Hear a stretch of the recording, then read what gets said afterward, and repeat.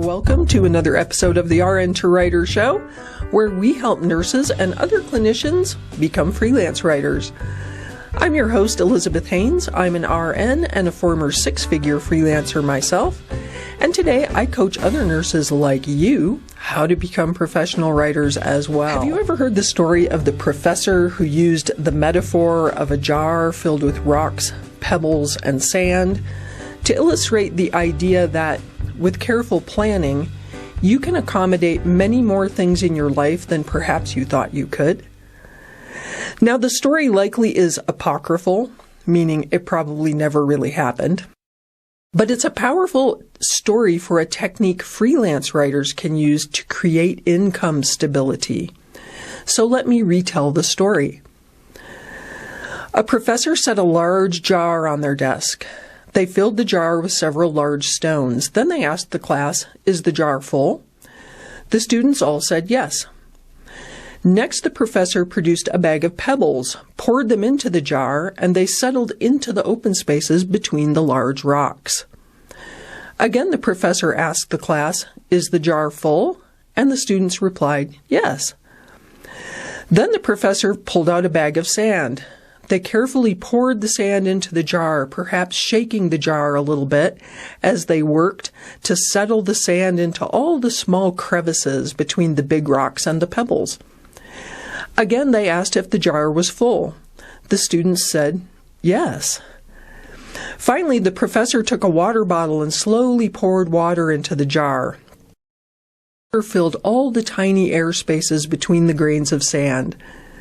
When the water level was at the rim of the jar, the professor announced, "Now the jar is truly full." This have to do with creating a steady income stream as a nurse writer. Well, for our purposes, the jar represents our revenue. And the manner in which we fill the jar with clients illustrates how we can keep our revenue jar filled up at all times. We need to start by placing large rocks, our anchor clients, into the jar.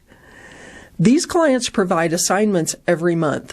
Assignments we can count on because we likely have a contract with them to provide a set number of deliverables to them every month. But we can't and don't want to fill our jar with only big rocks. It might sound like a fine idea to cram 4 or 6 large rocks in there and feel that your revenue jar is completely full, but that's not true, as we know from the metaphor. And the reason we don't want to do that anyway is because what happens if we have to remove one of the large rocks from our jar? If we start with 4 large rocks in our jar and we have to remove one of them, then we've lost 25% of our monthly revenue. Ouch. That's painful. And I speak from experience, by the way. So instead, we want to place a few large rocks in our jar and then add some pebbles to it.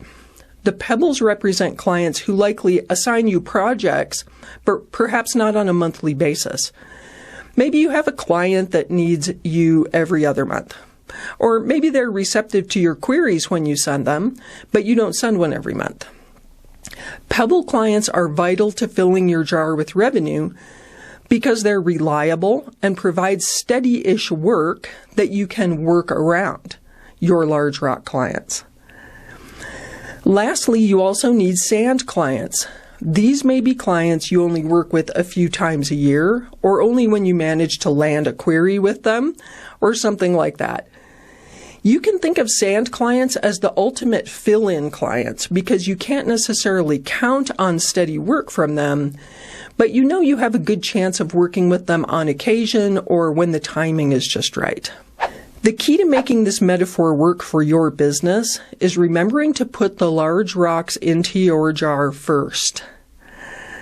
I've known many freelancers who spent a lot of time, all their time really, chasing sand clients instead of seeking out and cultivating large rock clients. Those freelancers often burn out because the pace required to constantly chase one-off clients is unsustainable. Now you may be saying to yourself, "Okay, this is awesome, Beth, but where do I find these large rock clients?" Here's the secret. Almost any large healthcare corporation or marketing agency can be a large rock client. These companies have ongoing content needs, so if you seek them out, you have a good chance of developing this into a long-term client relationship. I mention this because many novice freelance writers say they're afraid to approach major corporations or marketing agencies. They think they need lots of highfalutin clips or lots of experience to get on with a major company as a freelance writer. This has not been the case in my experience. In fact, I advise every new freelancer to start by going after major corporations in your niche. Working with major brands or agencies holds tons of benefits for you as a novice freelancer. Major companies use freelancers all the time, so they know what to do with us. They're pretty much plug and play when it comes to freelancers. They just plug us in where they need us and start feeding us assignments. On the other hand, smaller companies may not work with freelancers much, if at all. They may not understand how to work with the writer. They may need things far beyond the scope of writing, such as content strategy, content calendars, SEO research, and all kinds of other things you don't yet know how to provide as a novice writer. That can lead to a poor experience for everyone involved. So I want to inspire you to start prospecting for large rock clients, the major corporations and marketing agencies that can lend heft to your revenue jar. Once you've put a few big rocks in there, then you can start prospecting for some pebble clients. And once you have the big rocks and pebbles in place, then you will have a steady revenue stream going that enables you to continually prospect for sand clients.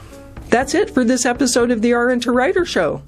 Don't forget to click that subscribe button on YouTube so you never miss a show, and follow us on Spotify and Apple Podcasts. Until next time, keep pitching.